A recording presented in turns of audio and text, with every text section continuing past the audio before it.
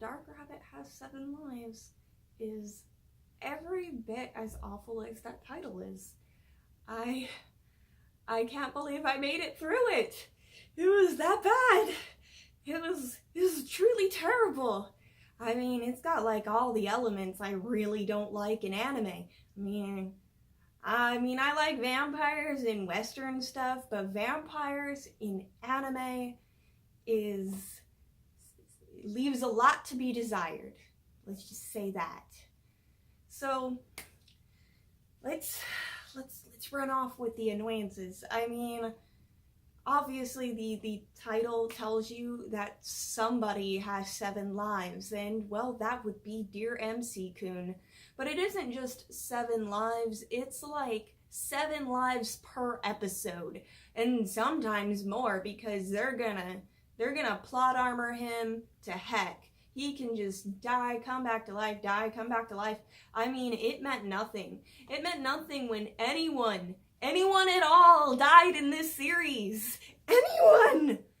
And, oh gosh, there's this Lotta Vampire, and, you know, well, the Lotta Vampire is really, she's supposed to be really powerful. Like, she can give a guy 7 lives, for one, and she can bring him back to life even after that, so long as she makes a deal with somebody else. Yet, MC-kun continuously feels the need to defend, this Lotta Vampire. This is also a Lotta Vampire who, ages herself up, but not really, not so much to where she has, like, a lot of boobs or anything, or that she's tall. They added some boobs, and she looked like not quite a 6-year-old anymore. She looked more 10, but they said that she's 16 physically, but I didn't see it. Then you have this guy with blue hair show up. Hey guys, I'm here to tell you guys why I'm a genius and everyone else is trash. It's 'cause I say so. Also, my character doesn't wear glasses. And he calls himself a genius, and he calls everyone else trash. And as much as I felt that sentiment that everyone in this anime was trash, he annoyed me. He annoyed me anyway, even when I would sometimes chuckle about who he was calling trash this time. And he would just call himself an ultra genius all of the time. And supposedly he has a lot of power too.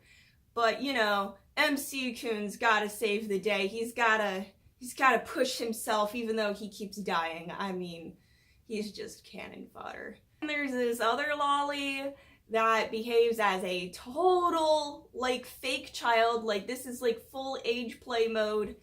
And she transforms into Lolly Chew, okay? She has electric attacks, and she shocks people.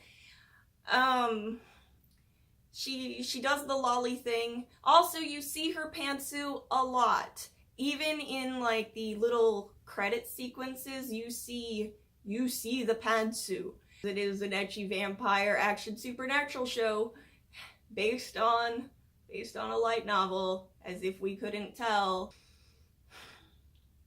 Then you have this other dude who, like, wore a trilby, and he looked like the kind of guy that was about to say "milady" any second. It was awful, and it felt like the plot was going in circles, and I don't even know really what the plot was, other than they were fighting some big bad, and there's a curse, and otherwise she'll be locked up into this one hell zone for maybe forever. You kind of just don't believe anything that's being said about the world, and it just doesn't even follow its own rules. The final episode is spent on a public baths situation.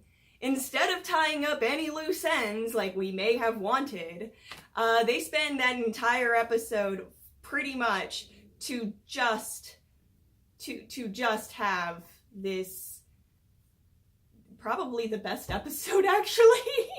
It's just a public baths episode.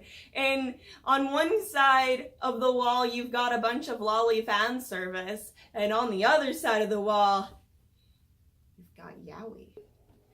Okay, there wasn't really any real yaoi. It was just like, it was kind of shippable. I mean, there was a lot of yaoi moments, and there were two dudes there who joined the other two dudes who I don't even remember being in the show, but I guess they showed up at some point, and I forgot about them. But I was more than happy. I was just like, okay, we're gonna do some yaoi fan service in a lolly show, and we're gonna do some moe lolly lesbian service on the other side.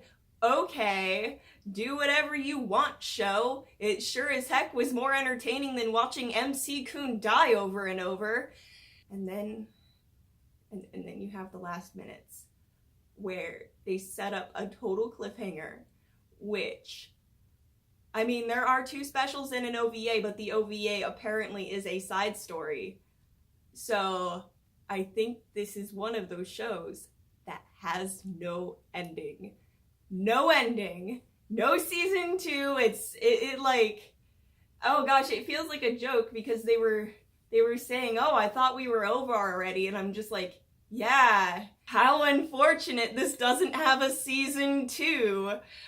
Talk about shows that don't deserve a season 2. I mean, this was trash.